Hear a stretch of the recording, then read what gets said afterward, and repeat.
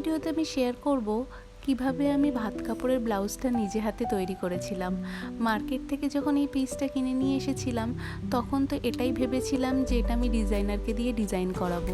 তারপরে হঠাৎ কি মনে হলো, আমি নিজে র মেটেরিয়ালস কিনে এনে সুই সুতো নিয়ে বসে পড়লাম ডিজাইন করতে। খুব সিম্পল একটা বেসিক ডিজাইন চুজ করেছিলাম এই ব্লাউজটা করার জন্য, কারণ কি দুপুরবেলা এটা আমি পরবো বলে। তো 3টে পুঁতির লাইন করেছিলাম, সামনের গলা, পেছনের গলা আর হাতে। তারপরে ছোট ছোট স্টোনগুলোকে বসিয়ে আমি তৈরি করে নিয়েছিলাম একটা বেসিক ধরনের ডিজাইন। তো এগুলোকে টেনে টেনে আমি সোজা করছিলাম, যে সুই সুতোর কারণে এটা একটু কুচকে কুচকে গেছিলো।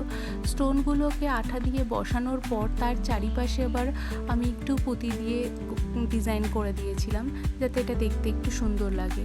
আর এই স্টোনগুলো বেশ ভারীও হয়েছিল, আর এই স্টোনগুলোর কারণে ব্লাউজটাও বেশ মানে আর কি হেভি হয়ে গেছিলো। তো এইভাবেই আমি একটা ব্লাউজ তৈরি করেছিলাম ফার্স্ট টাইম, লাইক নিজের হাতে। খুবই ভালো লাগছিল, এক্সপিরিয়েন্সটাও ভালো ছিল, আর অনেক কিছুও শিখেছিলাম। বলে না, নতুন নতুন কিছু ট্রাই করলে অনেক কিছু শেখা যায়। এরপরে আমি লটকন তৈরি করেছিলাম। তো লটকনের জন্য আমি একটা পাখির ডিজাইন চুজ করেছিলাম, সেটাকে এঁকে নিয়ে তারপরে সেই কাপড়ের ওপরে বসিয়ে কেটে আমি একটা সুতো দিয়ে ডিজাইন করেছিলাম। দেখা যাক কেমন হলো ফাইনাল আউটপুটটা।